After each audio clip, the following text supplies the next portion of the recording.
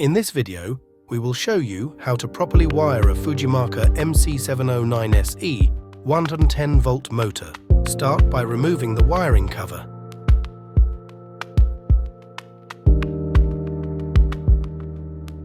Proceed to feed the wiring from the cord through the lower connector to the motor. Connect the green-colored ground wire.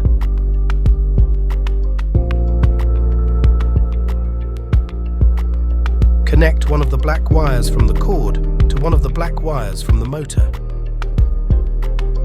Heat shrink tubing offers protection for wiring from exposure to environmental conditions. It also aids in preventing undue strain or stretching of wires and cables. Feed the wiring from the switch through the lower connector to the motor. We label it in yellow to prevent confusion. Connect one of the yellow wire from the switch to one of the black wire from the motor. There should be only one black wire left that is available to make this connection. Now, connect the last white wire from the cord to the last yellow wire from the switch.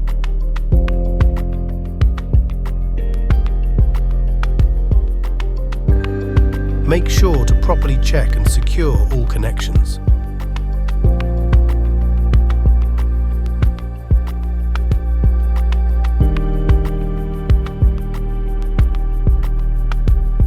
Place the motor wiring cover back onto the motor.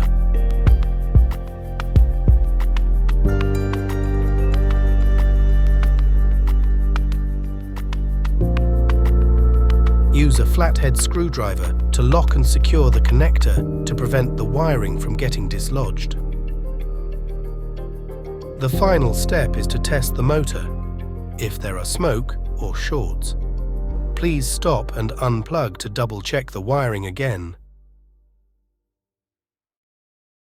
Thank you for watching.